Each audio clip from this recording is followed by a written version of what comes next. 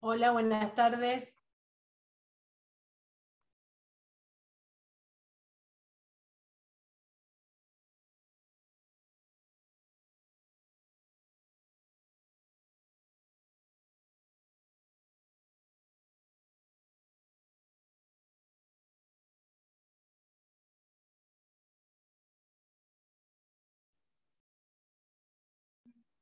Hola, ¿qué tal? ¿Se escucha? ¿Me escuchás? Sí, lo escucho bien, ¿cómo está? Hola, ¿cómo estás? Muy bien, muy bien. Bueno, me alegro. No sé si hay alguien más. Vamos a esperar un minuto. Sí, ahí avisé en el grupo de WhatsApp que ya estaba en línea. Bueno, ¿cómo estás? ¿Todo en orden? Todo bien, sí. ¿Pudieron volver a cursar en la facultad o no?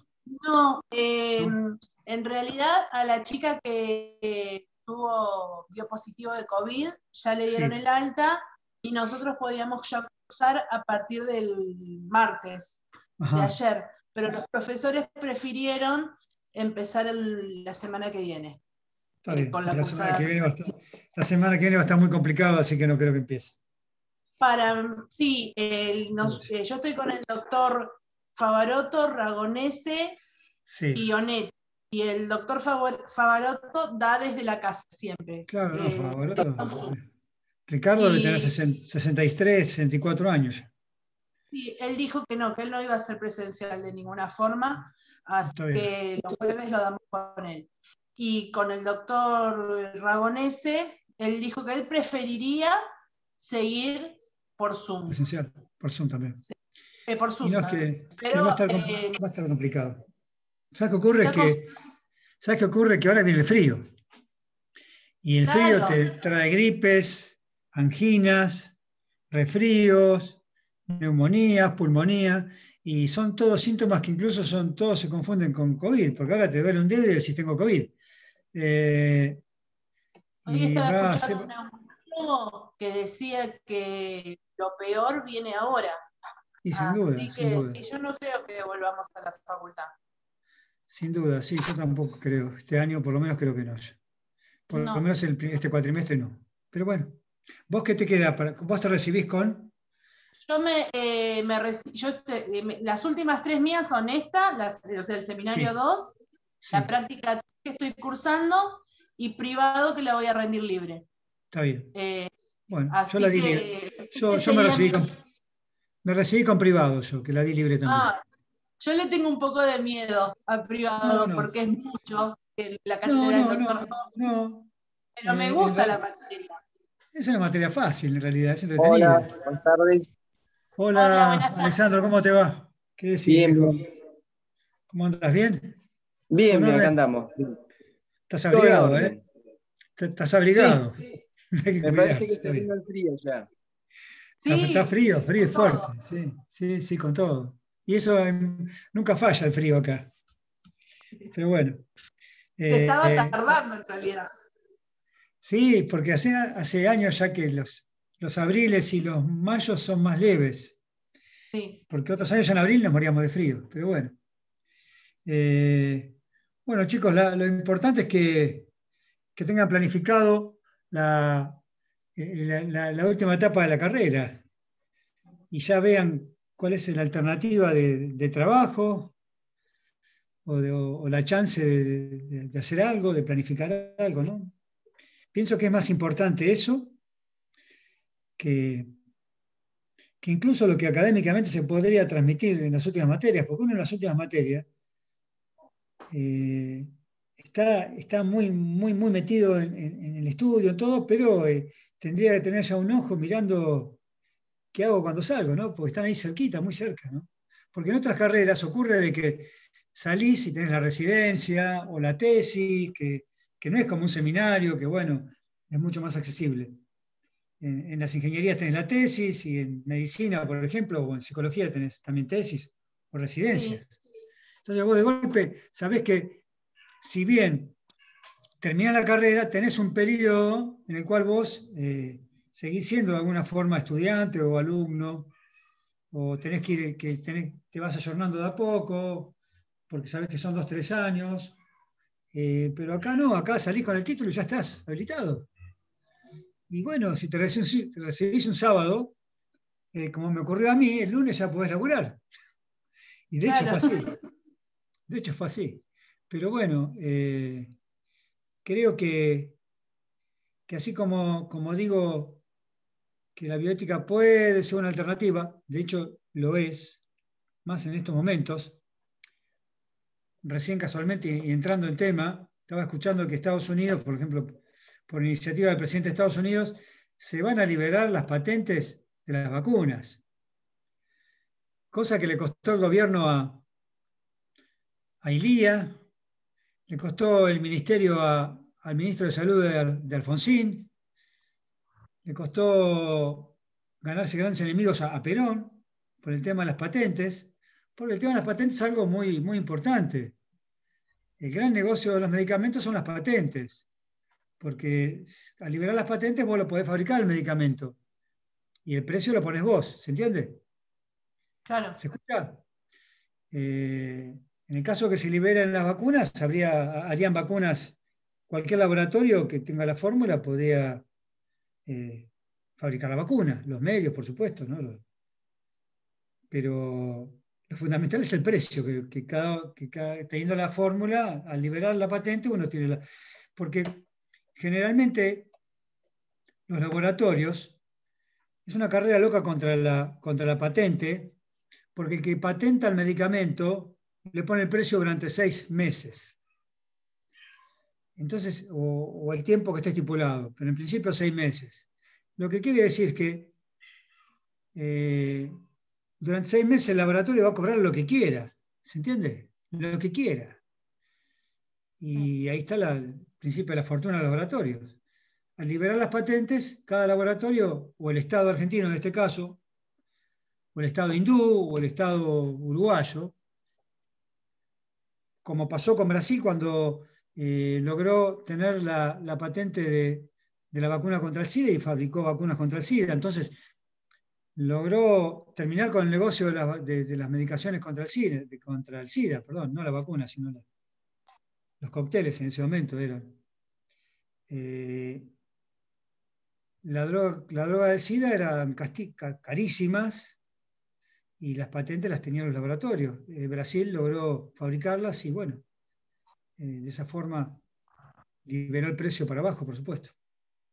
Bueno, me parece que somos nosotros dos, no hay más ¿Y nadie. por qué se cree que... Te escucho. No, lo que le iba a preguntar es por qué, cuál fue el fin para liberar las patentes. ¿Será porque ya la mayoría No, yo creo que son de los cuestiones de países política. desarrollados ya No, están no, vacunados? no, yo creo que son cuestiones de política, lo que va a estudiar internacional privado, de geopolítica. Está bien. Estados Unidos quiere abrirse al mundo, supongo, de una manera más democrática, y en esta competencia contra China y contra los países, contra Rusia, en una posición porque parecería que estuviéramos de vuelta en la Guerra Fría. Claro. Son temas de geopolítica, de alianzas, cosa importante también para ustedes que están por recibir, y cosa que yo siempre lo hablo en las clases de filosofía, pues es un tema que a mí me importa mucho, el tema de las alianzas. Es un tema que incluso está muy, muy explícito en los textos bíblicos. Mm. Cuando el hijo de Moisés se va a liar con gente perversa y Dios dice, no, las alianzas cuando son con gente perversa siempre van en malos lugares, van hacia el mal.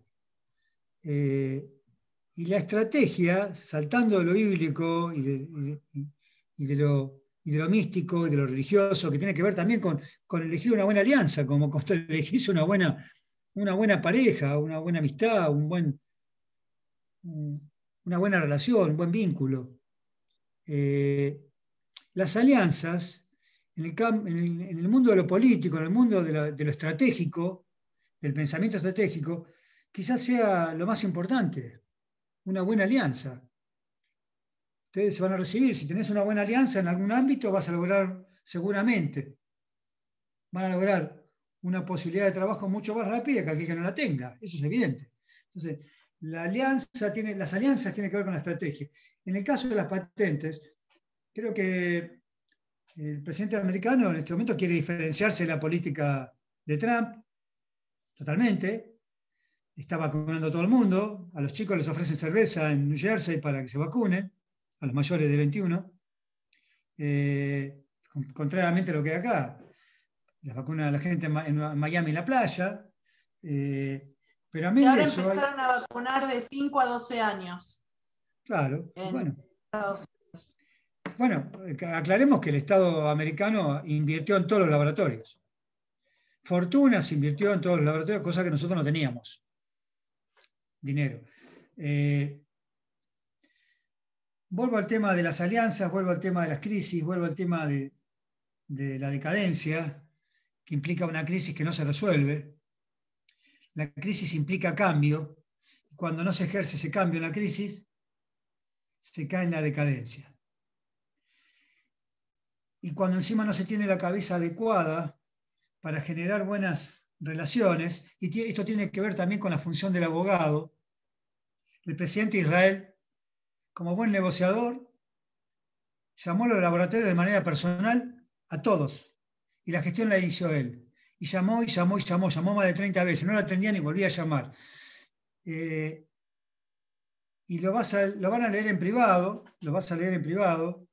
que en el derecho internacional privado se enseña a partir del derecho a la tolerancia un criterio de que cuando las acciones requieren de urgencia, uno tiene que dejar de lado los escrúpulos, a veces, o los prejuicios. Y parecería que cuando hay una política sanitaria, lo primero que hay que tener en cuenta es esto, justamente, que es una cuestión de urgencia.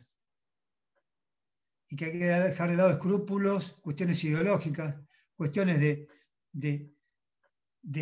alianzas que no nos llevan a ningún lado por una cuestión de política interna, y mirar con ojos abiertos esto que está haciendo Biden en Estados Unidos, que va a liberar las patentes y de esa forma va a tener aliados, porque los países pobres ¿qué quieren ahora? Quieren vacunas, porque el problema sanitario le está tirando cualquier proyecto que puedan tener en la cabeza, si es que lo tienen.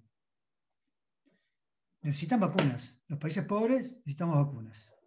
Pobres en el sentido de malas políticas económicas, pobres en el sentido del PBI, pobres en el sentido de inflación, pobres en el sentido de corrupción, no en el sentido de recurso natural. Estamos casi como en el siglo XIX, cuando Hegel decía que los países, el continente americano y el continente africano, que los trataba casi como de países, no de continente, era el lugar donde se iba a buscar la materia prima.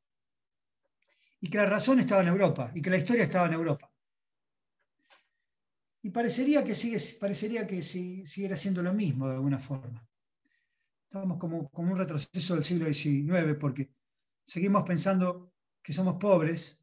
De hecho, somos un país con pobreza, no somos pobres. Somos un país con pobres. No somos un país pobres en recursos. Somos un país pobre porque tenemos corrupción, porque tenemos inflación, porque no tenemos políticas sanitarias. Y este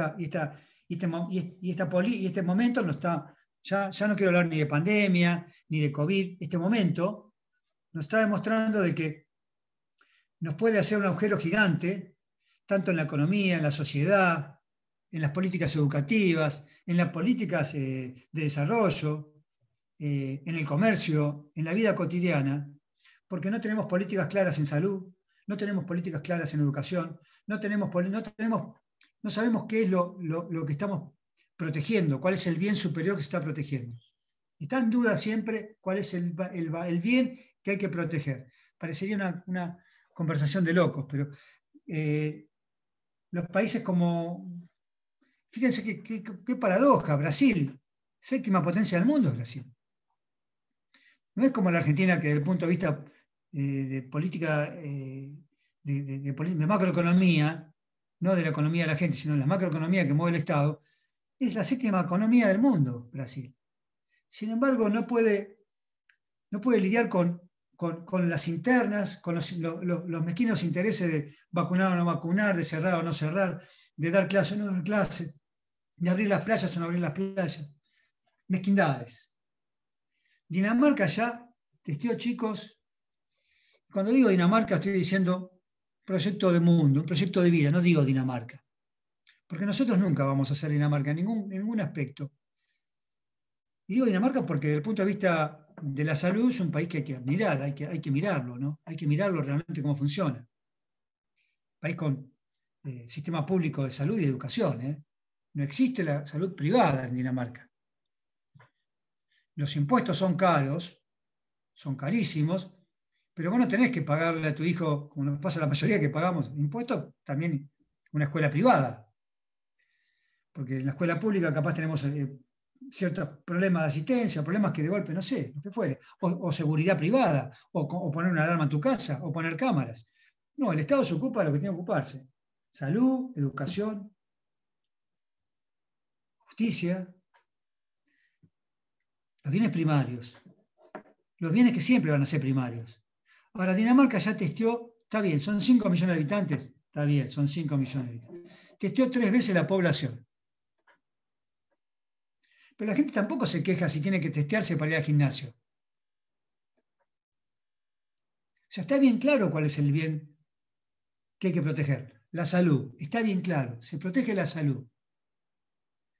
Nadie se quejó porque cerraron. Claro, hay una economía que subyace y que le permite que los negocios resistan y que el Estado, cuando se habla de sustentabilidad, que la base de las políticas a largo plazo, el Estado tiene siempre una idea de sustentabilidad en el tiempo, sabiendo de que puede resistir una crisis, un periodo de tiempo. Nosotros no resistimos nada.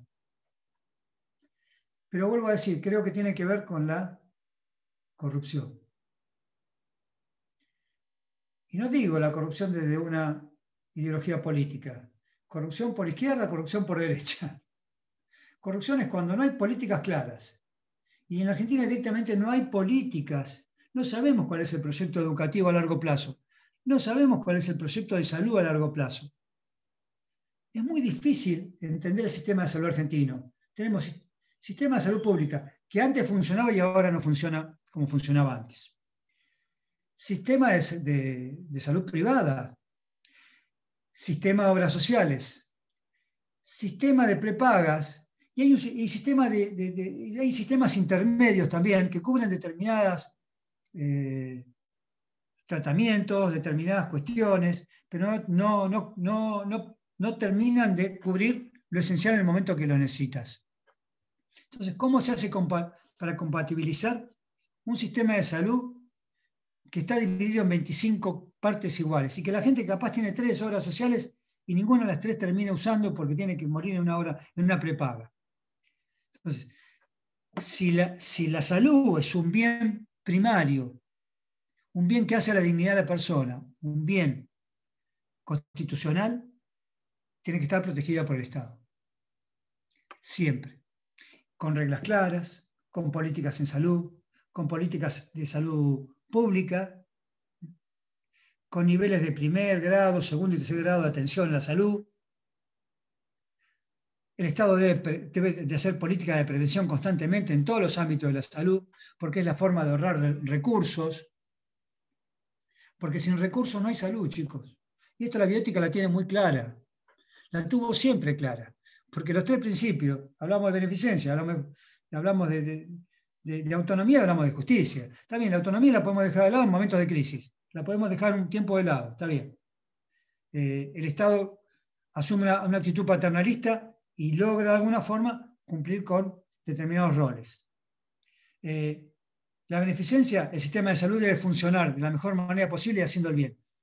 Pero cuando se habla de justicia en bioética, chicos, lo reitero y lo dije varias veces ya, pero ténganlo en claro, no se está hablando del sistema de administración de justicia. Se está hablando de la justicia distributiva en Aristóteles. Se habla de la distribución equitativa de los recursos en salud. Y esto tiene que quedar claro. Cuando hablamos de justicia en bioética, hablamos de recursos, hablamos de guita. Sin recursos no hay salud. Yo no sé si lo dije ya esto, pero lo voy a repetir. No sé si lo que voy a decir está actualizado, pero al principio de la década del siglo XX, al principio del siglo XXI, poco, fin del siglo XX, del año 2000, todavía se hablaba de que mortalidad infantil en Cuba no había. El sistema de salud funcionaba. ¿Pero por qué funciona? Porque hay voluntad de poder, porque hay voluntad humana de ejercer un sistema, incluso con pocos recursos, pero los pocos recursos se cumplen con voluntad humana, con decisión política. Fíjense qué cosa que lo que mejor tenía Cuba es el sistema de kinesiología. El sistema de kinesiología cubano es extraordinario. ¿Por qué? Porque un kinesiólogo cubano no tiene problema de trabajar 6 horas en la mano que le duele. Es voluntad, es trabajo. Pero aparatología no tiene ni modernización en aparatología, ni avance tecnológico a gran escala, como tienen las industrias del mercado del mundo. Pero sin embargo tiene voluntad política. No hay mortalidad infantil. Los niños tienen toda la misma salud. Todos acceden al sistema de salud. Un niño tiene garantizado el sistema de salud en Cuba. Un comunismo que lleva muchas décadas ya, que ahora está abriendo al mundo, por supuesto, porque no puede subsistir, porque no quieren terminar siendo lo que son otros países que están accediendo a esas mismas políticas. Pero hay voluntad humana. El otro lugar que hay mortalidad infantil, que no hay mortalidad infantil, es Suecia. Pero Suecia tiene el más grande capital en recursos de salud desde el punto de vista económico. O sea, los recursos en salud en Cuba, en Suecia, son altísimos. Por eso no hay mortalidad infantil. Porque dentro de sus políticas en salud hay una cantidad del presupuesto en salud que se dedica o que es utilizado para que no exista mortalidad infantil, para que las muertes de niños que pueden ser evitables se eviten. Hay cosas que no se pueden evitar, pero lo evitable sí. Porque hablamos de mortalidad infantil cuando de los niños que mueren por causas que podrían no haber muerto. ¿Se entiende? Entonces yo le estoy dando los dos parámetros. El de Suecia, que si bien es un sistema de capital, de aportes, es salud pública. Porque es el Estado el que hace ese aporte. Pero en recursos. Y Cuba, recursos humanos. En los dos lugares la salud funciona y no hay mortalidad infantil. Yo les preguntaría a ustedes, porque ustedes viven en la Argentina y tienen la experiencia de ir a una clínica, de ir a un hospital, de tener que hacerse un tratamiento, de tener que preguntar cuánto te paga la obra social.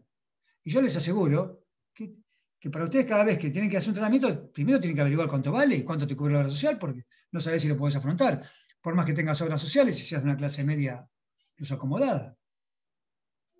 Miren, en el año 90 y pico, hicimos en el grupo de investigación que teníamos de bioética, que dependía de la Facultad de Psicología en ese momento, pero que era interdisciplinario, por supuesto.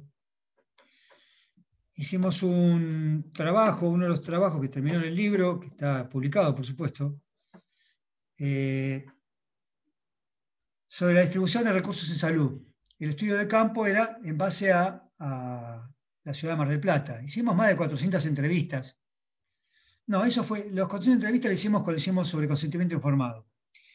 Hicimos entrevistas a todas las obras sociales que pudimos. Las obras sociales grandes no nos atendían directamente.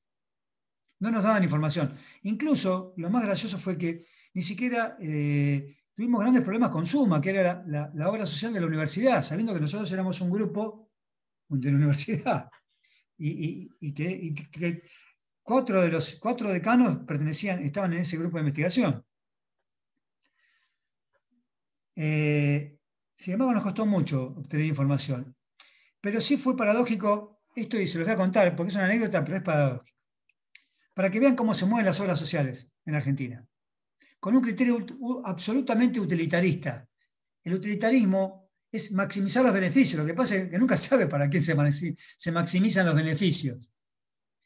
cambio, cuando yo digo que tratemos a todos con el mismo nivel de igualdad, estoy apuntando a los derechos humanos, a tener un criterio de que todas las personas somos iguales y todos en el momento de la urgencia podemos obtener la misma prestación. ¿Qué pasaba? Casi todas las obras sociales, de acuerdo al perfil del empleado que utilizaba los servicios, tenía alta capacidad de atención en algunas prestaciones y en otras no. Por ejemplo, observamos que en la obra social, me lo estoy recordando esto, de los canillitas, los vendedores de diarios, personas que se levantan a las 5 de la mañana y se acuestan a las 8 de la noche, la mayoría. Canillitas, recuerden, ahora hay pocos, pero antes, cuando yo era, ustedes son jóvenes, pero cuando yo era chico, el canillita es una persona muy formada, porque está muy informada, porque lee, tiene contacto. Un kiosco de diario en Argentina era una librería, fenómeno de la clase media argentina, que uno podía comprar el libro más importante en un kiosco de diarios, en la esquina. O que un diario en la Argentina tenía hasta una sexta edición. Entonces uno compraba el diario y capaz ni lo leía porque la noticia salía en la quinta, pero compraba la edición sexta. Bueno, el canillita se levanta a las 4 o 5 de la mañana porque tiene que buscar el diario y empezar a venderlo muy temprano. Bueno, obviamente que el canillita, sin desmerecer la función, sin comparar la función, pero tenía un 100% en prestaciones psicoanalíticas, en terapia psicológica, 100% de atención. Claro, una persona que se acuesta a las 5 de la mañana, que se levanta a las 5 de la mañana y se acuesta a las 9 de la noche, casi con seguridad que tiene menos problemas que lo que ocurría en Suma, que no cubría solamente un 13% por sesión en las 5 primeras sesiones, en profesores universitarios, que incluso por la formalidad de la prestación de un profesor, puede tener más conflicto desde el punto de vista psicoanalítico que un canillita. Y no lo digo por comparar una profesión u otra, sino por la actividad misma, por los horarios que uno ejerce, no más. Bueno, Suma no solamente cubría un 15%, era mínimo, las primeras 5 sesiones, te tenías que pagarte el 100%. ¿Comprenden lo que estoy diciendo con esto? No es que estoy comparando, sino que cada obra social analiza el perfil de su empleado, de la obra social, que aporta, de su aportante, y de esa forma va cubriendo determinadas funciones en el ámbito de la salud, que en algunos ámbitos se usan y en otros no se usan. Por ejemplo, parecería que no hay políticas en la Argentina adecuadas a la ley de atención psiquiátrica, porque parecería que la psiquiatría no hace a la salud, o la atención en prótesis, que la mayoría de las obras sociales no las cubren, por ejemplo, como si no hiciera la salud, si no tuviera que ver con políticas de salud. Por eso quiero decirles, chicos, que cuando hablamos de salud, y si queremos hablar en serio de salud, no es solamente una cuestión constitucional y de derechos, de expresión de derechos, sino de que puedan realmente ser aplicados esos derechos y que los recursos existan. Cuando hay políticas en salud tiene que haber recursos humanos y económicos. Humanos y económicos. Y reglas claras. Eso parecería que no existe, por lo que vi en este tiempo en muchos lugares del mundo, en muchas democracias del mundo, en muchas repúblicas del mundo, donde se hablan de derechos esenciales. La salud es un derecho esencial, pero evidentemente... Así que bueno, dicho esto, que no era lo que... Pero a veces uno no puede escapar, porque ayer incluso escuchaba un infectólogo que decía que no era tan eficiente el tema del alcohol, porque realmente el virus no está en la superficie, sino que está en el aire. No puedo, como les dije el otro día, no puedo escapar de hablar de bioética sin esta problemática que es día a día y que realmente uno no sabe cómo mirarla. Dicho esto y corriendo un poquito y ya hablando con ustedes más directo, a mí me gustaría hablar hoy,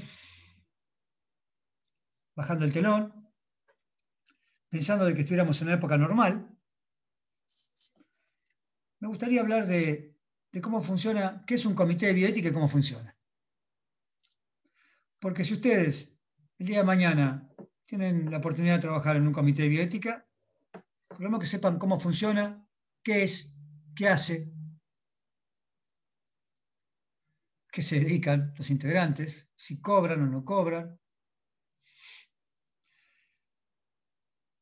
Un comité de bioética también se denomina comité de expertos. Fíjense que cuando hablaban acá, la comisión que asesora al presidente y al Poder Ejecutivo, se denominó comité de expertos.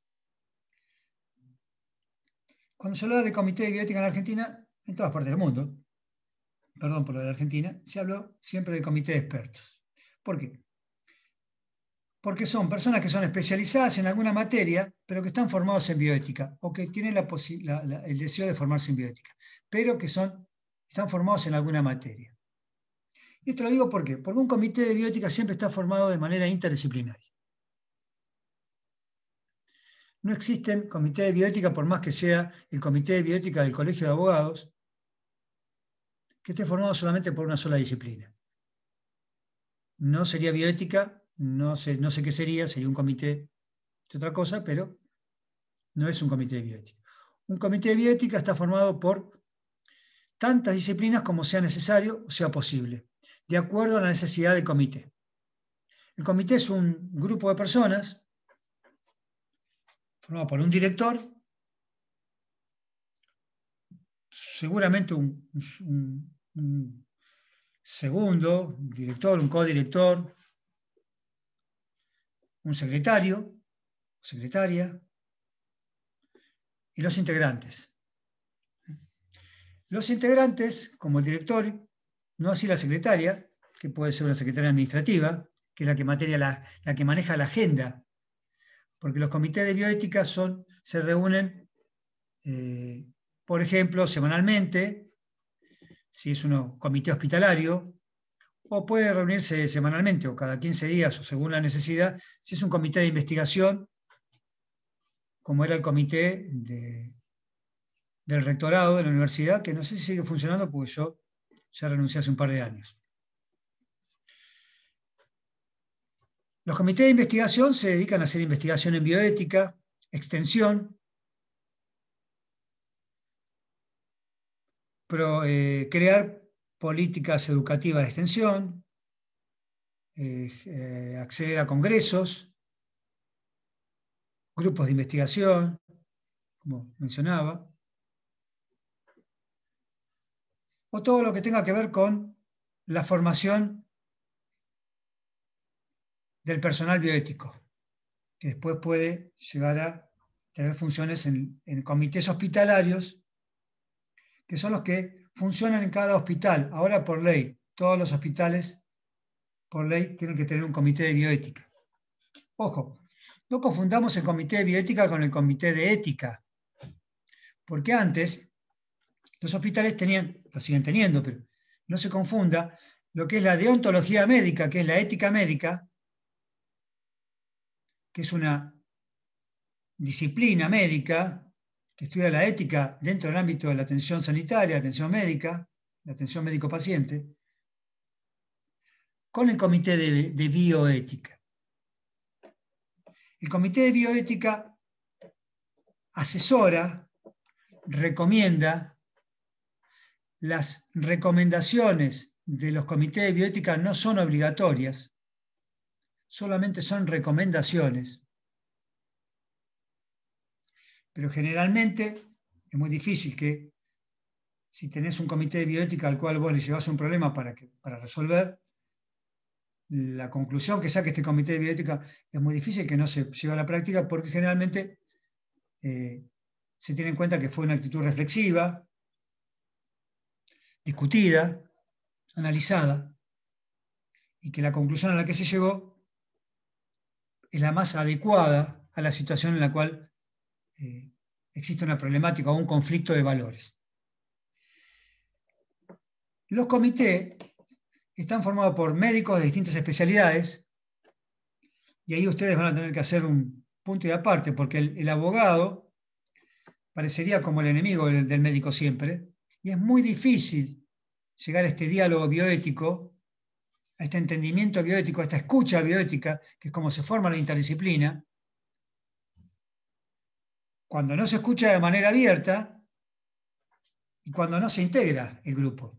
Por eso un comité de bioética tarda mucho en integrarse y después es muy difícil de que se van ingresando nuevos integrantes, pero siempre el formato es como que tiene una idea originaria por esta idea de escucha, ¿no?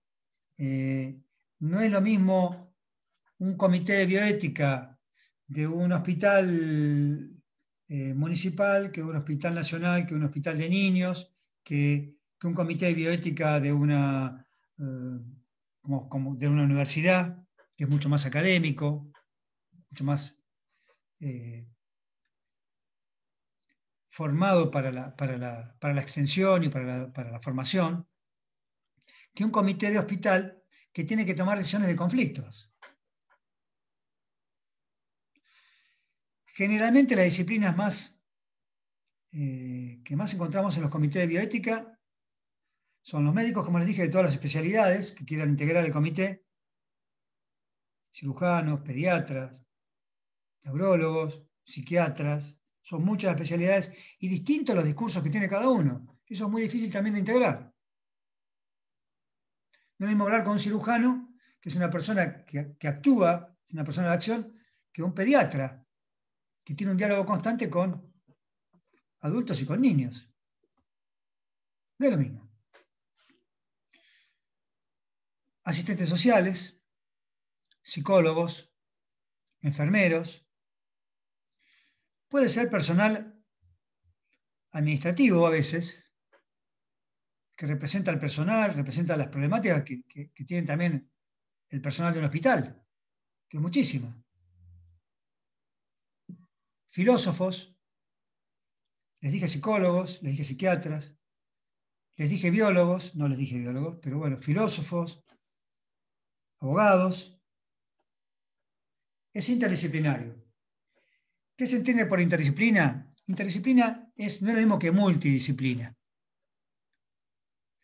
La interdisciplina tiene que ver con, como decía hoy, distintas disciplinas, distintos contenidos, distintas formaciones, que van a bajar una conclusión con un discurso único, que es el discurso, en este caso, bioético.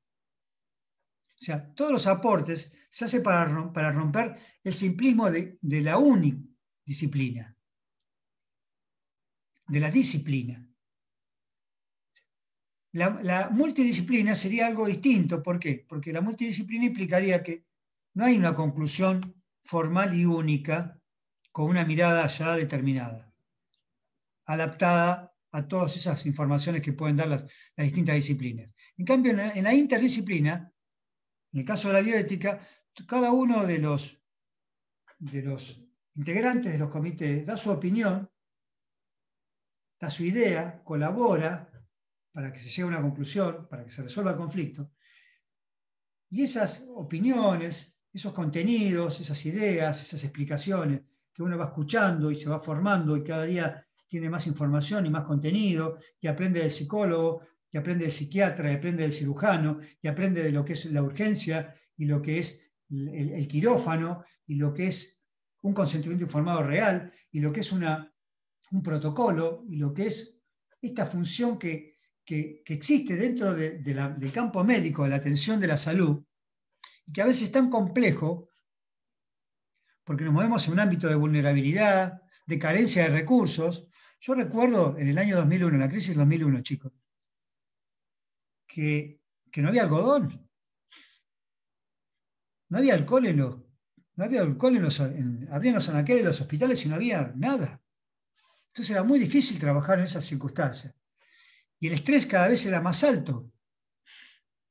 Lo que ellos llaman quemazón. En medicina se habla mucho de la función cuando el estrés te quema ya no podés resolver problemas. porque los problemas son tan grandes, tan constantes, que es lo que está ocurriendo ahora, que el personal humano se desgasta y el personal hay que formarlo. Entonces el personal viene con el problema al comité, pero uno le decía, le daba soluciones, pero el problema, por ejemplo, en la crisis del 2001, de que no había anestesia, por ejemplo. Y yo escuché decir varias oportunidades, médicos en operaciones no muy complejas, en los cirujanos decirle al paciente en los hospitales, bueno, mire, si se aguanta la anestesia local, la hacemos igual. Cosas de ese estilo. Nunca me imaginé que iba... Sí, Perdón, eso pasó también cuando cerraron las importaciones, claro, que había determinados remedios que no llegaban, o también. también implementos para las clínicas que no se podían dar, entonces había cosas que tenían que dejar de lado. Mirá, en ese momento yo trabajaba en el juzgado criminal 1, donde se hacían la mayor cantidad de amparos, y amparo de salud porque sabían que tanto el doctor Hoff como todos los que estábamos, la mayoría, estaban formados en bioética. Entonces casi todos y todavía no estaba la ley de amparo, los amparos se podían presentar en el juzgado que vos pensabas más conveniente. Como sabía que Hoff estaba formado en bioética, en cuestiones de salud, se presentaban ahí. Eran terribles, porque se presentaban a veces un viernes a las 12 del mediodía, un amparo para pedir la medicación de cáncer para una criatura, capaz. Lo más terrible de esto es que la Fiscalía, como ocurre ahora en muchos casos, tenía como política procesal apelar. Entonces uno se sentía realmente en una situación de inhumanidad misma,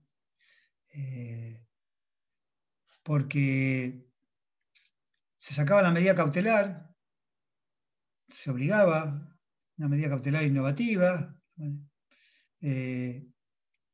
para que las obras sociales o lo que fuere, el sistema de salud que se requiera, aportar las medicaciones o instrumentar a todo lo necesario para el adecuado tratamiento,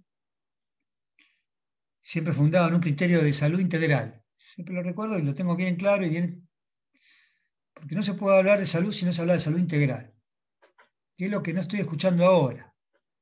El concepto de integralidad de la salud, lo que hace todo el aspecto psicoanalítico, psicológico, social, biológico, la integralidad de la salud. Porque cuando una madre está desesperada porque no consigue la medicación para su hijo, ahí no tenés solamente un problema de salud del hijo. Es un problema que se va a extender a todo el núcleo familiar.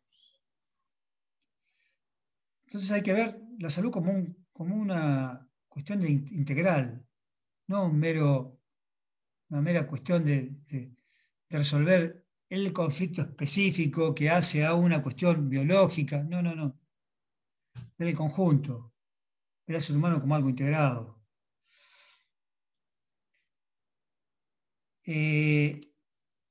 También recuerdo con mucha claridad estas prácticas, ¿no? Porque las ligaduras tubarias, en un momento, los médicos en los hospitales públicos no las querían hacer.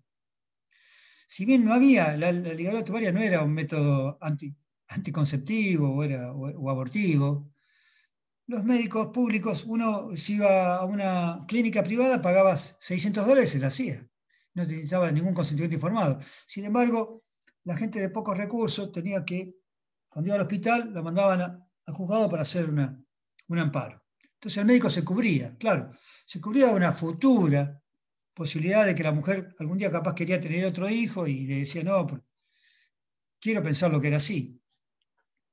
Se podía haber resuelto era un desgaste porque era constantemente personas de muy bajos recursos que tenían que contar toda su historia familiar, todo su drama económico, toda su situación, que a veces eran terribles,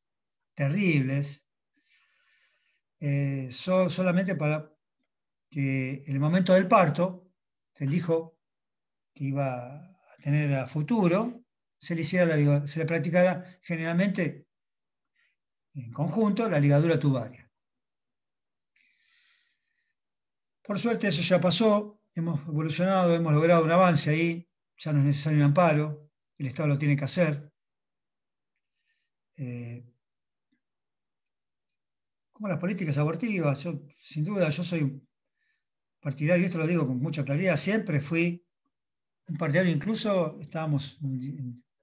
no teníamos el mismo pensamiento con el titular de la cátedra en ese momento y el juzgado. Siempre pensé que el Estado se tenía que hacer cargo de la política sanitaria que implicaba poner los recursos para hacer prácticas abortivas cuando no eran hijos deseados. En el momento apropiado, adecuado. Aclaro, siempre fui a favor de la vida. El aborto no es una fiesta. Lo digo así, y lo digo muy así ligeramente, porque esto tendríamos que sentar a discutirlo.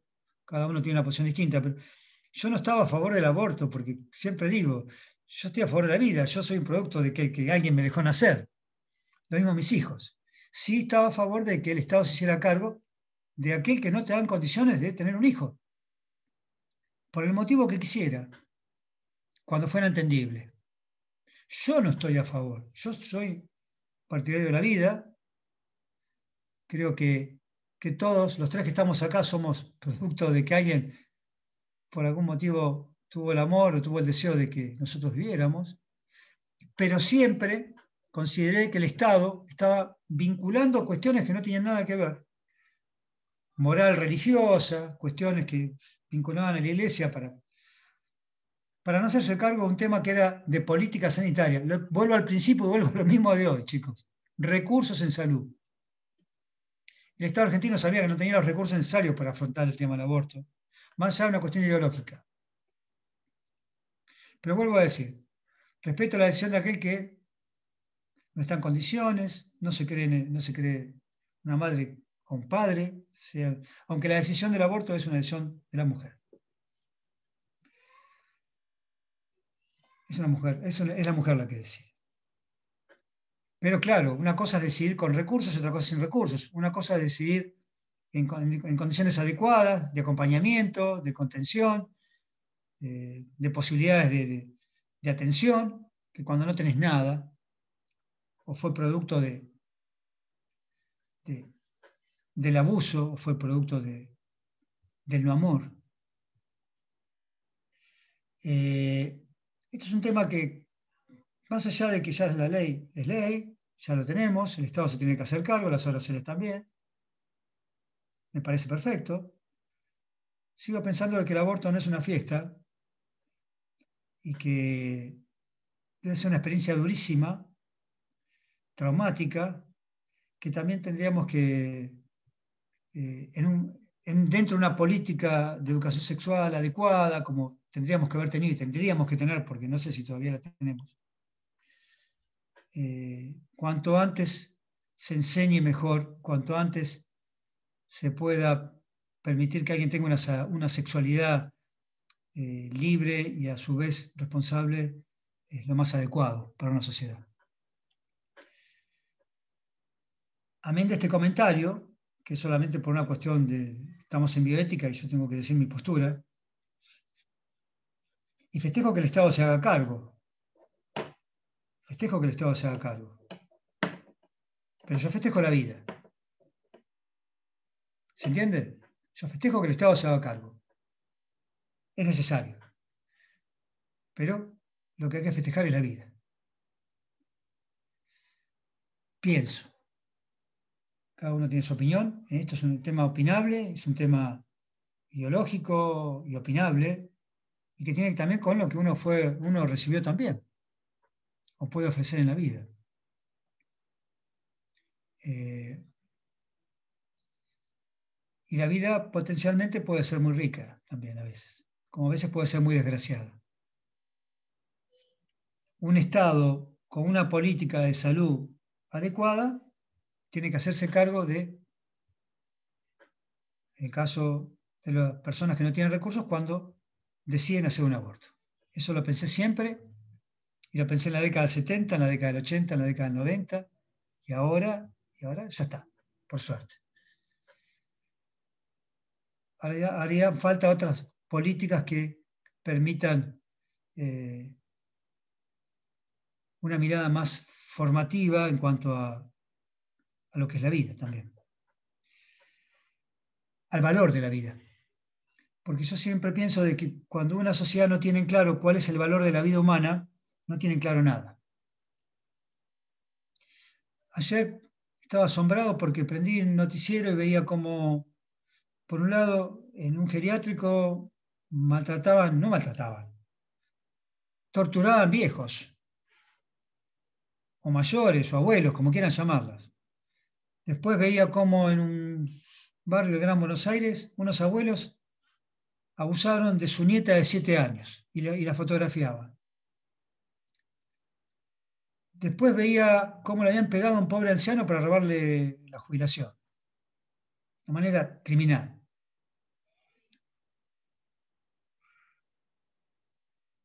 Realmente sentía dolor, desprecio, asco, todo lo que...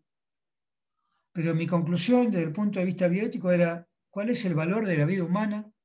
¿Cuál es el sentido de la vida humana? ¿Y qué estamos proyectando cuando decimos una vida humana en la Argentina?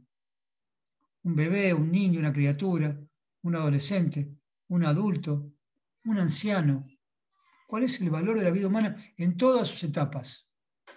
Parecería que no tiene valor. Un celular vale más que una vida. Te matan por un celular. ¿Cuál es el valor de la vida humana?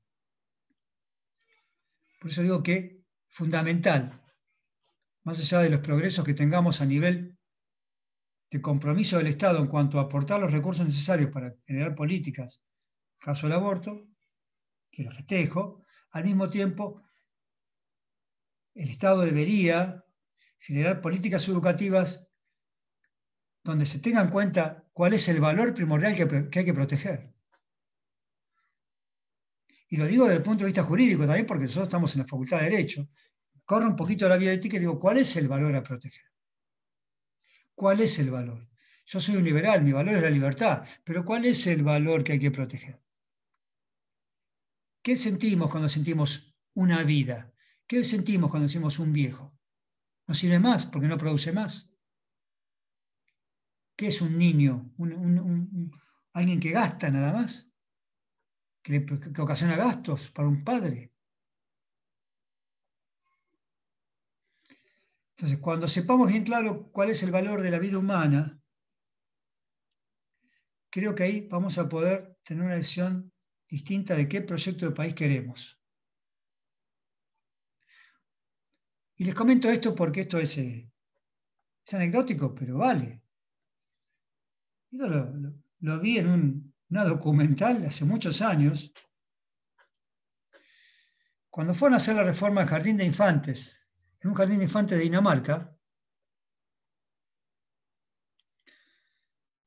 Los arquitectos, en un momento, van al patio a hablar con quién, no con los directivos, no con el director del establecimiento, no con el ministro, con el secretario de Obras Públicas, con los chicos.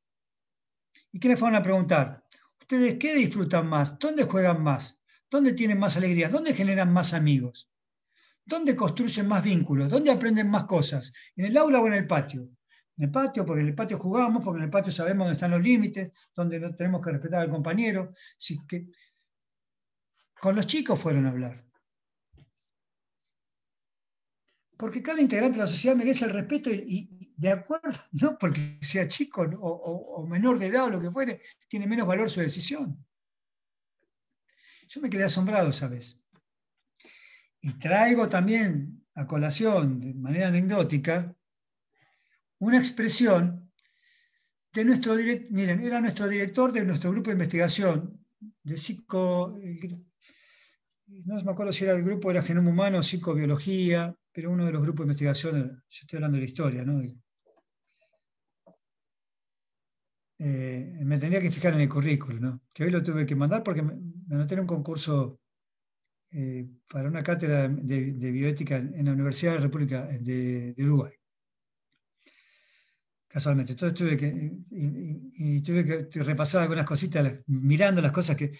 Entonces me acordaba de que los grupos se titulaban de acuerdo al tema de investigación se titulaban distinto. Y hoy lo miré. Uno de nuestros asesores en los grupos de investigación era Jan Brookman. Jan Brookman era titular de la Cátedra de Filosofía del Derecho en Lovaina, la Universidad Católica de Lovaina, en los Países Bajos. En los Países Bajos. Tipo muy liberal, venía de la psiquiatría, él era psiquiatra, después se dedicó al derecho y pasó a estudiar, a dedicarse a la investigación en filosofía del derecho. Trabajó mucho el tema de la transexualidad, porque él, mientras ocupaba cargos públicos en la función pública como psiquiatra, su función era, escuchen bien chicos esto, porque es así, estoy hablando de la década del 90, porque ahora el cambio de sexo en Argentina incluso también están, o sea, no es lo mismo hablar de aborto en la década del 80, 90, que ahora, no es lo mismo hablar de transexualidad en esa época, 90, cuando un policía, si ibas vestido de manera travestida por la calle, te metía preso por el solo hecho que ibas caminando. Y ellos me acuerdo que venían de allá y no entendían nada, porque no, si van caminando, sí, los meten presos, por el hecho de que van caminando vestidos con otra ropa. Jan Brookman era un especialista en transexualidad. Él se ocupaba, en ese momento en estos países, tanto Dinamarca, Suecia, Bélgica, él estaba en Bélgica. La operación históricamente salía $30.000 el cambio de sexo, para un pseudo-hermafrodita, para una persona que... Bueno, el Estado belga, según dicho de Brookman, no le importaba invertir lo que tuviera que invertir, en la medida que la operación del cambio de sexo permitiera una persona feliz. ¿Se entiende? Ellos no invertían en cambio de sexo. Ellos invertían en una persona feliz. No es que el Estado va a aportar para cubrir una necesidad para hacer abortos. No, el Estado tiene que tratar de que esa persona sea feliz en su proyecto de vida. No quiere tener un hijo, no tiene las condiciones, no tiene la edad, no está formada, no tiene... Vaya a ser el motivo que sea entendible. El Estado no es que crea políticas abortivas. No, un Estado saludable tiene que crear políticas para que las personas seamos más felices. Y eso a mí me quedó grabado. Y después le comento otro caso, que no sé si lo comenté, pero vamos por paso. Brookman decía, el Estado invierte esta suma de dinero que era importante, para que una persona cambie de sexo, no por el cambio de sexo mismo, sino si esa persona va a ser feliz después, lo va a hacer, si no, no lo va a invertir. Entonces, ¿cuál era la última? Pasaba por estudios endocrinológicos, las cuerdas vocales, psicológicos de todo tipo, psiquiátricos, porque podía haber también un problema psiquiátrico y esa persona no iba a ser feliz con el cambio de sexo. ¿Se entiende? Entonces el último paso era Brookman, que establecía si esa persona, de acuerdo a estudios, de acuerdo a conocimiento con la persona, vaya a saber los estudios, informes que hiciera, que harían, él determinaba si la persona iba a ser feliz con su nueva identidad. Si iba a poder ser feliz, porque hablamos de posibilidad de felicidad. La felicidad no es una cuestión, sos feliz porque querés. No es una cuestión numérica, no es una cuestión puramente... Hay posibilidades de ser feliz. Hay circunstancias que hacen que uno sea más feliz o menos feliz. Esta era una. Entonces él decía, el Estado invierte porque una persona feliz, ya esto llevándolo a un nivel no mata.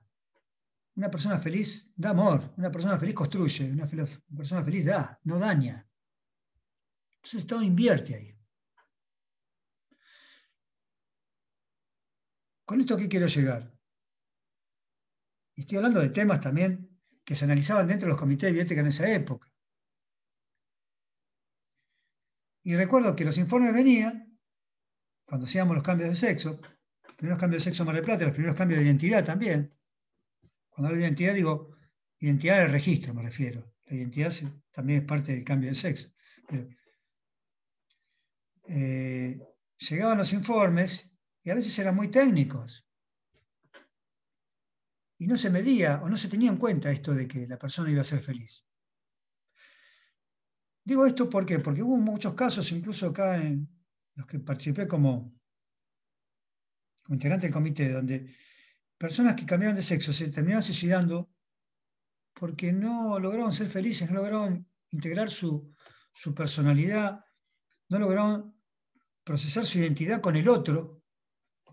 Sí me recuerdo de un caso de una persona que vivía en el campo y que por una tragedia del destino fue operada muy tempranamente, le dieron bombas de estrógeno para que no fuera mujer, los padres necesitaban un hombre en el campo para trabajar, y era un caso bien claro de pseudo-hermafrodismo, pseudo-hermafrodita, un sexo interno femenino y un sexo externo masculino. Sin embargo, se logró la operación, esta persona llegó al pueblo y lo siguieron llamando Pedro, Juan, no recuerdo el nombre. Lo siguieron llamando con el nombre que tenía. Y sé que el final fue trágico, por ejemplo. Sé que el final fue trágico.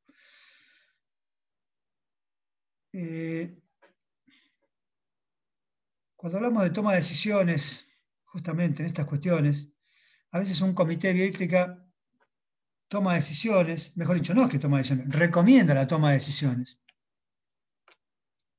Y también puede caer en el error, puede caer en el fanatismo, puede caer en la necedad. Pero generalmente cuando las cosas son discutidas de manera abierta y se permite el disenso, se permite la discusión en la diferencia, las conclusiones son muy claras. Ahora bien, la conclusión que saca un comité de bioética, volviendo al punto, siempre son recomendaciones, no son obligatorias, jamás. Pero la mayoría de las veces se toman en cuenta de una manera muy tácita. Y las conclusiones se tienen en cuenta siempre desde el punto de vista de los tres principios, teniendo en cuenta la beneficencia, la autonomía y la justicia. Y que estos tres principios no estén en coalición. Porque si están en coalición no se puede tomar una conclusión desde el punto de vista bioético. Pongamos el caso de un cambio de sexo. Si la persona está de acuerdo, el principio de autonomía se ejerce con claridad, el consentimiento informado se dio con precisión, se dieron las informaciones adecuadas, todo lo que es importante para saber, dio su consentimiento. Si el médico está de acuerdo, tiene los medios médicos para hacer la intervención. Si están los recursos, los principios no están en coalición, ¿por qué decir que no a algo? ¿Entienden? No hay coalición. No hay conflicto de valores. Ahora, pongamos el caso. Los médicos dicen, sí, no tengo problema de conciencia, yo voy a hacer la operación para hacer el cambio de sexo. Se practica el consentimiento informado, se informa bien al paciente, el paciente da su consentimiento, pero cuando se llega el momento de que, está bien, lo vamos a realizar en el hospital tal y tal. Bueno, avisan de la dirección del hospital que no hay recursos. Ahí estamos en un conflicto de valores, ¿entienden? Y ahí y ahí es donde la bioética tiene que empezar a jugar. ¿Cómo se soluciona un conflicto de valores? O a veces más drásticos todavía, ¿no? ¿Cómo trabaja un comité? ¿Y cuál es la función del abogado? Esto lo voy a decir desde mi experiencia. En casi todos los comités que trabajé, siempre hay una agenda establecida de semana en semana. O sea, la semana previa a la reunión, ya los integrantes del comité saben cuáles son los temas que se van a discutir. se discuten por orden establecido, se establece un orden de los temas a tratar, se discuten hasta que se llega a la conclusión, se pueden crear comisiones ad hoc para llevar, para tener más información de las temáticas, porque imagínense que las problemáticas a veces son muy complejas y muy disímiles, muy complejas. Y cada uno va pidiendo, se anota el orden de opinión para la discusión, el debate, y después se llega a la conclusión que generalmente la ratifica el director. Ahora, como en todos lados, el abogado cumple un rol fundamental. A veces para solucionar problemas y a veces para traerlos, pero en este caso para resolverlos. ¿Por qué? Porque el director del comité, que generalmente es un médico,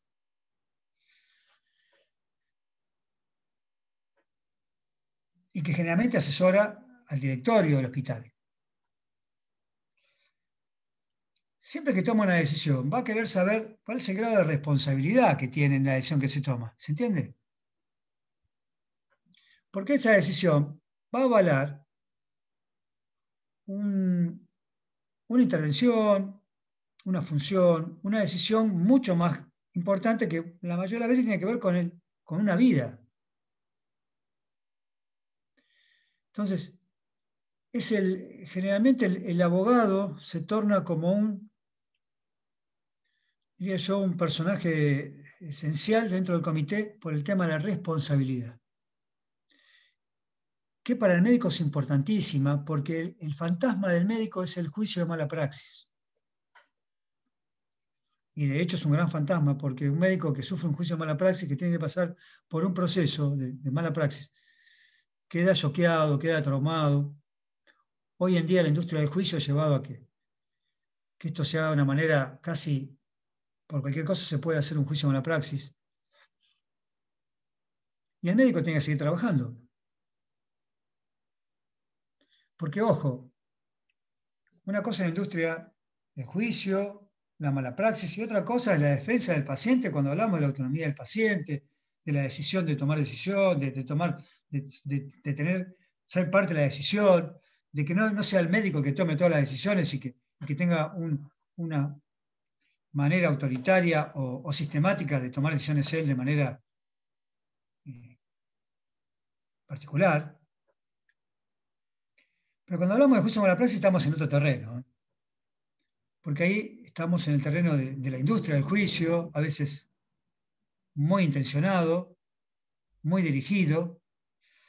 Y recuerden que la salud es un bien, la cual estamos todos amparados y todos requerimos de los mismos profesionales. Y un profesional con un juicio de mala praxis que tiene que ir a trabajar y hacer una guardia de 24 horas por 24, ir al hospital, ir a la clínica y volver, y entrar al quirófano y salir del quirófano, y estar en un estrés permanente, con un juicio en la cabeza, ya no va a funcionar de la misma manera. No funciona de la misma manera. Es antes y después, es un antes y un después. Por eso que también hay que cuidar o proteger uno de los bienes que hacen a esta función que es el médico justamente, que es el que si bien no siempre cura, debe acompañar, debe contener, debe estar presente. A veces tampoco lo logra. Bueno, ahí es otro tema. Pero una función adecuada de una atención médica contiene todos estos elementos: contención, acompañamiento, asistencia. Y cuando un médico está distraído por un juicio, yo, por la experiencia, ya no funciona de la misma manera.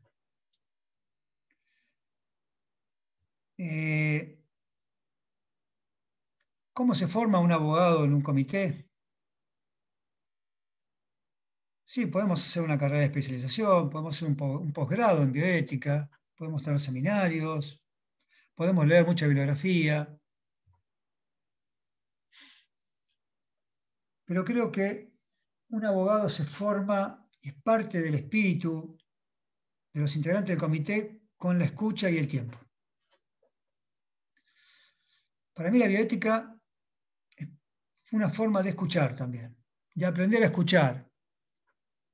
Yo no soy el menos, yo soy una persona que a veces hasta yo mismo me tildo de que me cuesta mucho la escucha. Sin embargo, la bioética me ha permitido tener una capacidad de escucha que mi forma de ser fue asombrosa y que para nosotros los abogados es muy especial, porque nos convertimos en una categoría de abogados distintos, porque reflexionamos desde otro lugar, porque analizamos las cosas de otro lugar, porque miramos desde esa escucha del lugar del psiquiatra, del pediatra, del clínico, de la enfermera, del asistente social, del psicólogo. ¿Se entiende? Es una mirada tan amplia la escucha. O sea, la escucha nos forma de una manera tal que hace que después cuando tengamos que tomar decisiones, miremos muchos frentes. No nos quedemos con esto de que el artículo 27 de la ley, y que con eso que sí, la persona es un ente susceptible de adquirir derechos y contraer obligaciones. ¿Y qué me decís con eso frente al sufrimiento de un niño? ¿Qué puede decir el derecho frente al sufrimiento de un niño? ¿Dónde está codificado el sufrimiento de un niño? ¿Dónde está codificado? ¿En qué ley está el sufrimiento de unos padres frente a la situación dramática de no tener recursos para atender a un hijo? Díganme, ¿en qué ley está? Porque ustedes, como yo, hemos estudiado un montón de leyes. Desde que entramos a la facultad, 6 años estudiando leyes de todo tipo. Quiebras, sociedades, derecho administrativo, leyes que se modifican constantemente. ¿Dónde está codificado el sufrimiento humano? ¿Dónde está codificado el dolor, la felicidad? No está codificado. Está presente en la atención, en la mirada. Está presente en eso que les comentaba de Dinamarca, los arquitectos hablando con los niños. ¿Dónde juegan ustedes? ¿Cómo querrían que sea el patio? Ah, queríamos que tenga más espacio para tener más juegos. Bueno, vamos a tenerlo en cuenta. El patio tiene que tener más espacio para tener más juegos porque es ahí donde sociabilizan los chicos. Es ahí donde crecen más. ¿En qué ámbito académico está el dolor? ¿En qué ámbito académico está la angustia cuando te enfrentas a la enfermedad? Eso es la bioética. Y si bien como arranqué esta clase hoy, chicos, este encuentro con ustedes hoy, tan íntimo y a veces tan monológico, la palabra que invento monológico es porque ya no es un monólogo, es monológico esto, que me asusta a mí mismo, me da. Pero yo les digo, ¿qué expertos ni expertos hay en un comité cuando lo que se discute es el dolor de un niño? No hay expertos. No existe la teoría cuando la realidad te gana. Y lo estamos viendo ahora. Yo, en este momento, después de 30 y pico de años, 33, 34 años, como dice el presidente, que él, 70 y pico años que enseña en la Facultad de Derecho, yo también, pero hace 30 y pico de años que me dedico a la bioética y me alejé del derecho, a pesar de que vivo del derecho, pero me alejo a veces del derecho. Siempre digo que no tendría que llamarse derecho, sino torcido. Estaríamos más cerca de la realidad. Veo que el sufrimiento no se codifica. Y veo que la bioética no es una cuestión de expertos, es una cuestión de cotidianeidad, de sentido común, de humanismo, de respeto, de entender que puedo estar a favor de la legalización del aborto y estar a favor de la vida. Porque el aborto igual se hace. Y como igual se hace, requiero, exijo que el Estado se haga cargo con políticas sanitarias. Siempre lo exigí. En otros momentos no era tan fácil, está claro, ¿eh? Decir que uno estaba a favor del aborto. No tenía que andar explicando, no estoy a favor de que el Estado se legalice el aborto. No, pero bueno, la bioética tiene que ver con esto, de poder interpretar en cada caso, porque la bioética es una ética aplicada a cada caso. Entonces yo si vi un caso, recuerdo siempre, lleno, de un cura en Brasil, que era médico. Y dentro de un cura de la pastoral social, muy comprometido con la realidad social en Brasil, que vino en uno de los tantos congresos de bioética que hicimos acá en Mar del Plata. Ocurrió un caso de una nena de 13 años que tenía SIDA, que vivía en su parroquia, que ya había tenido un hijo, 13, 14 años, no recuerdo la edad, pero una nena. Había quedado embarazada, producto de una violación. Y cuando la nena le fue a decir a él, que era médico, que necesitaba hacerse un aborto, él le dijo, yo no te lo puedo hacer porque yo juré que iba a proteger la vida, pero sí te voy a llevar al lugar donde lo van a hacer, porque tu necesidad es mayor que mi conciencia. Eso es saber ubicarse con sentido común en la realidad del otro, más allá de lo que uno pueda sentir. Y la bioética tiene este mundo abierto. Por supuesto, si vamos a ir a un comité de bioética del Opus Dei, de un hospital del Opus Dei o de una universidad del Opus Dei, yo digo palabra aborto y me echan. Pero ahí no voy a encontrar sentido común. Recuerdo que en el año, esto fue muy gracioso, chicos, lo comento simplemente, para bajar un poco año 90 sería, yo era joven, muy joven. La Universidad FASTA viene a pedir al Comité de Bioética del Rectorado, por intermedio de Justo Sanier, y Teresa Sanier, que era su mujer, que daba clases de filosofía en la Escuela San Vicente de Paul, antes de que fuera FASTA, nos solicita un docente para dar la cátedra de bioética. En el grupo apostaban a mí, yo era el más joven, era el que formaban, más chico de todo, pero con mucha diferencia de edad. Ya estaba en la cátedra de filosofía hace mucho y en el seminario de bioética, en el comité hace mucho tiempo. Pero era el más joven y el que estaba. Y me llaman y dicen, bueno, sos vos, Horacio, el que tiene que ir. Ven, comunican a la universidad que voy a ir yo en un momento. Y llego, me atienden, me dicen, bueno, ahora lo voy a acompañar el párroco con su camisita, su saquito, todo prolijito. Y bueno, hablábamos, qué sé yo, sí. Me dicen, bueno, ahora le presentamos al párroco que lo va a acompañar en todas sus clases. ¿Cómo digo? ¿Cómo alguien me va a acompañar en todas mis clases? Sí. El párroco, no sé, el párroco, el profesor, un cura de la universidad, de la escuela. Él se te va a formar con usted, pero lo va a acompañar en todas sus clases.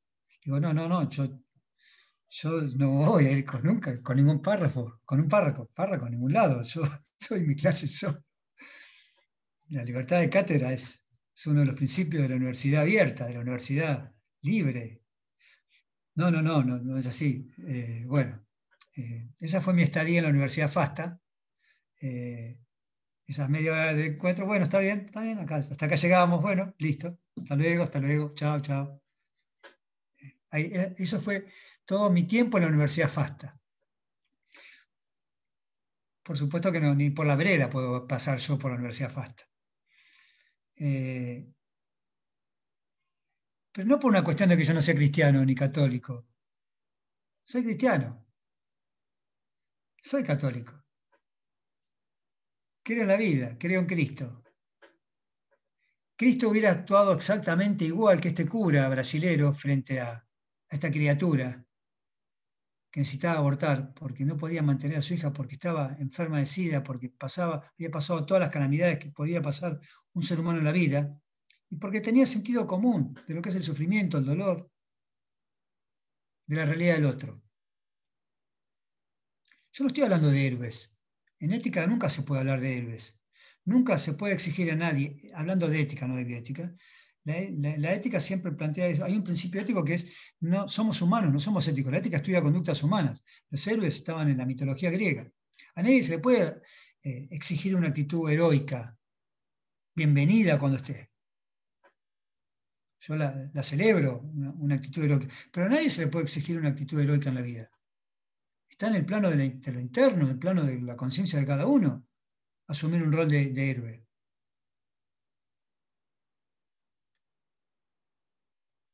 Pero yo no hablo de héroes, hablo de humanos, pero no de humanos expertos, especialistas en cuestiones académicas. Hablo de humanos. La bioética tiene que ser un ámbito de humanidad, de criterios de respeto hacia la vida, hacia la decisión del otro, hacia la situación del otro. Y para Paula, que va a tener que dar privado, ya te adelanto que privado se fundamenta en la ética de la tolerancia.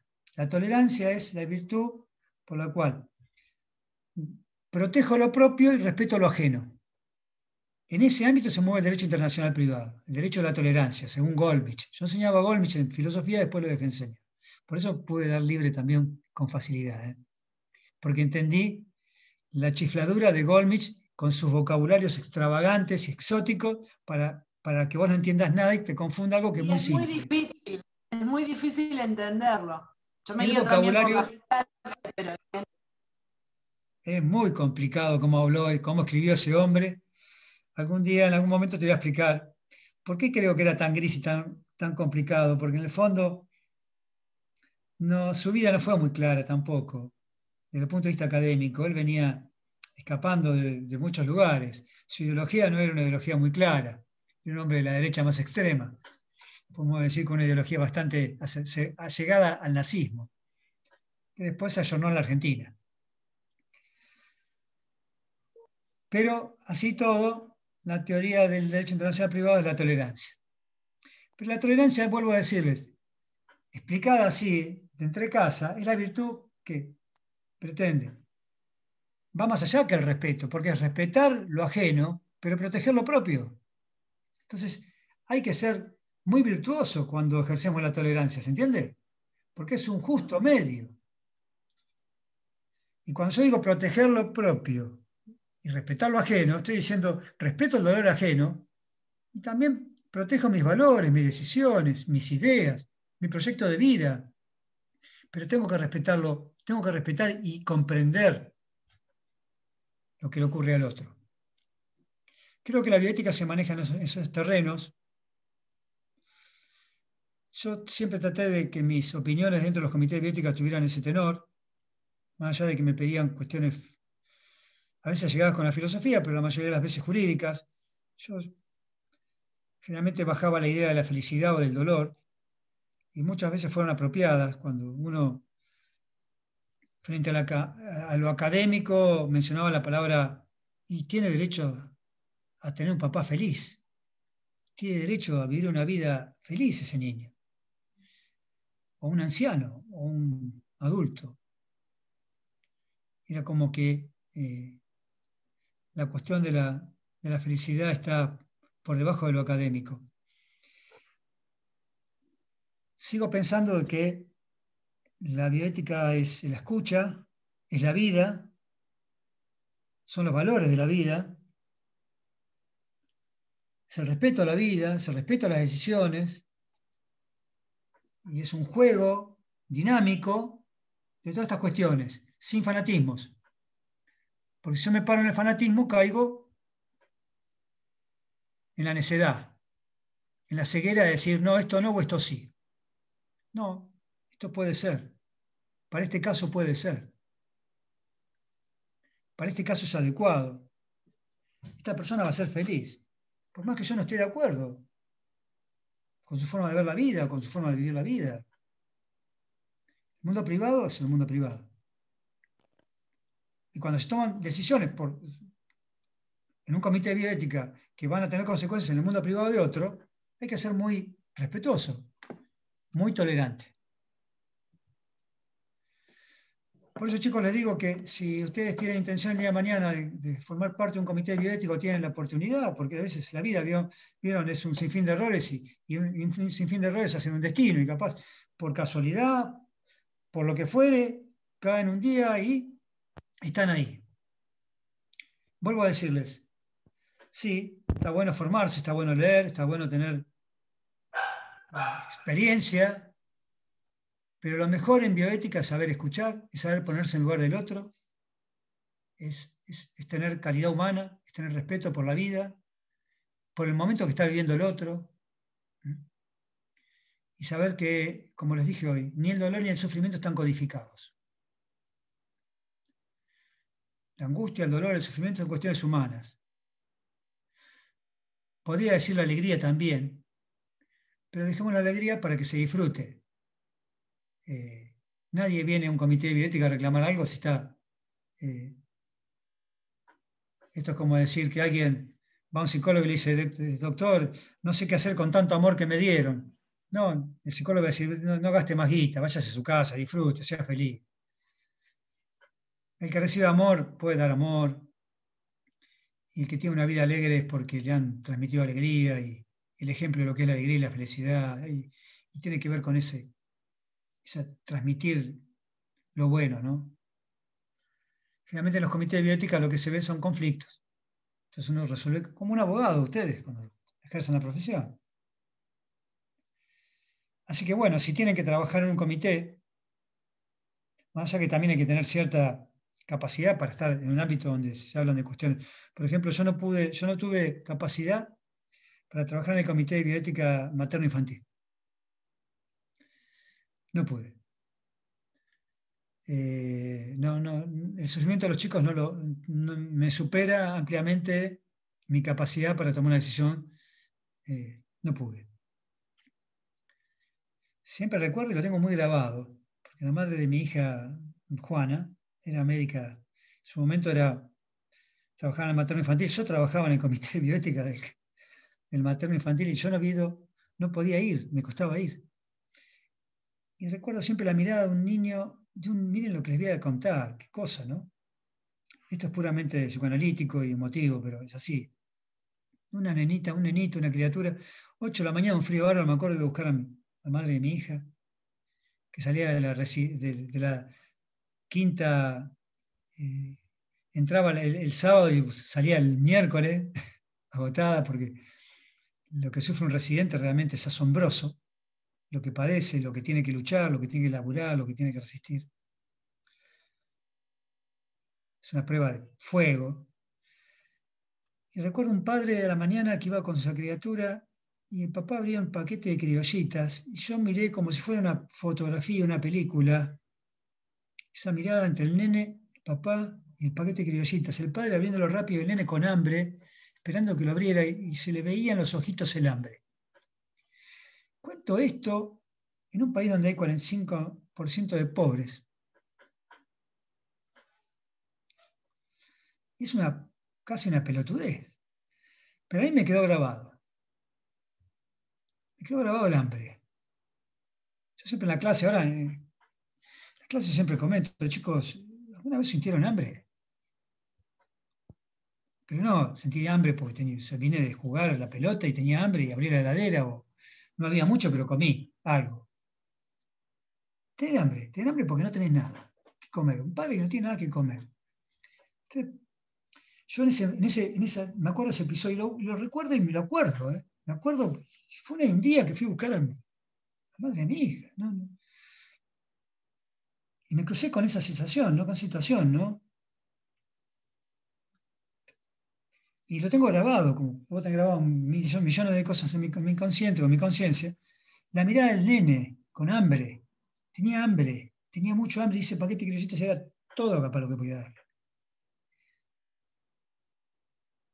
Yo aspiro a que la medicina, es muy difícil, ¿no? Es muy difícil un médico que no pierda algo de emotividad, que no pierda sensibilidad, que no pierda, porque cómo hace, ¿no? Frente al sufrimiento, cómo actúa. Pero apuesto a que no pierda todo. A que el sistema de salud, a que los humanos no perdamos todo, porque sí, está bien, a mí Me duele mucho y no pude trabajar en el comité de bioética del materno. No pude ir nunca. Fui una sola vez y salí corriendo, porque veía muchas criaturas tubadas, madres sufriendo, criaturas. No lo puedo resistir. Yo no pido que el ser humano tenga esa incapacidad que tengo yo, porque es una incapacidad de ver el sufrimiento de un niño.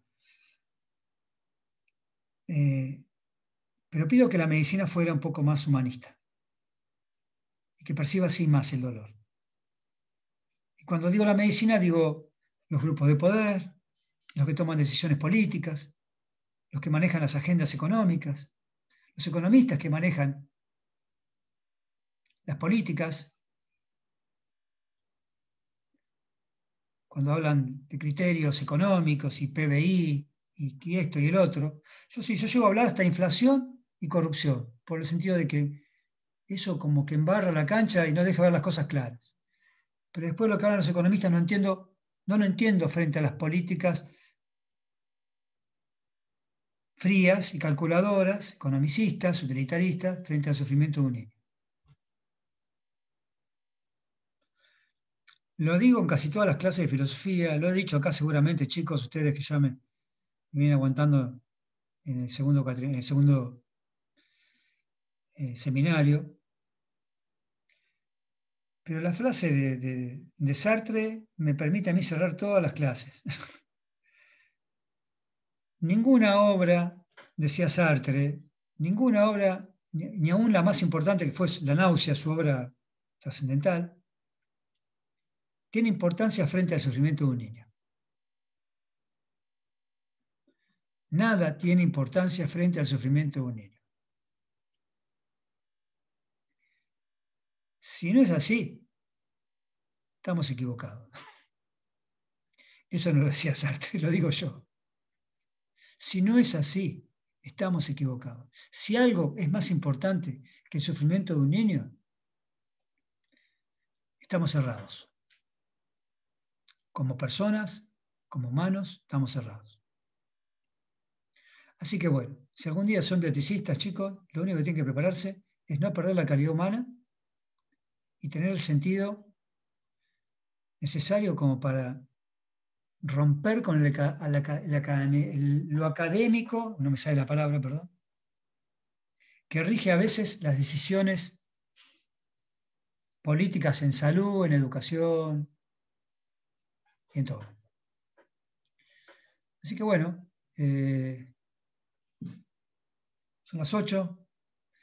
Discúlpenme el monólogo, Alessandro, Paula, discúlpenme los dos, porque realmente que estemos tres y que hable yo todo el tiempo me genera mucha... Yo les propongo que la otra clase que viene, la próxima está con José Luis. O sea, dentro de 15 días, cuando nos volvamos a ver, somos 4 en realidad. Sí, disculpe, doctor, que lo interrumpo. Recibí un mensaje de Mai, Sí, la otra chica, que sí. le pide disculpas que no puede estar presente, pero mañana rinde la práctica 2. Bueno, de parte Así mía, que si te comunicas, que tengas suerte mañana en la práctica 2, que es bastante brava. Y es fundamental para recibirse. Agradecerle que se haya molestado. Bueno, sí, pidió Bueno, disculpas, pero no llegaba, sino. decirle si hablas con ella, decirle la mejor de las suertes mañana. La próxima clase que nos encontremos, yo les voy a proponer de que hablen ustedes. Hablen, pregunten, hablen de sus trabajos. Si bien yo leí sus trabajos anteriores ya, cuál es la dinámica de lo que van a hacer, por qué lado lo van a encarar, y cómo están viendo esto de la bioética, cómo lo ven en este momento, cómo lo están viendo esto. ¿Es un bla, bla, bla? ¿Es una posibilidad de cambio? ¿Es una mirada distinta? ¿Es necesaria? Es lo que ustedes quieran. Pero tanto a vos, Alessandro, como a vos, Paula, y tanto a May, transmitírselo si podés, que en la clase que nos encontremos la próxima, ya esto no sea mi monólogo, sino que sea la intervención de ustedes, porque aparte ya tienen el seminario 1, ya yo he leído sus trabajos que fueron muy buenos, y porque ya son abogados, es interesante que abran sus ideas. y que yo escuche también a ustedes. Y de esa forma vamos a hacer también un intercambio bioético. Yo tengo que escuchar. Escuchar lo que ustedes piensan acerca de la bioética, o lo que han captado acerca de la bioética. Y cómo la van a ver, y si al día de mañana fueran abogados, si tuvieran la posibilidad de ser bioeticistas, sea de las personas o de un laboratorio, porque también está esa. ¿Cómo lo mirarían? ¿Cómo manejarían eso? ¿De acuerdo? Bueno, los saludo, les deseo buenas noches y Bueno, hasta la próxima. saludos. Cuídense los Gracias. dos. Hasta la Gracias, próxima, doctor. chicos. Gracias Hasta a la ustedes por próxima. estar. Hasta la próxima. Saludos. Nos vemos. Gracias.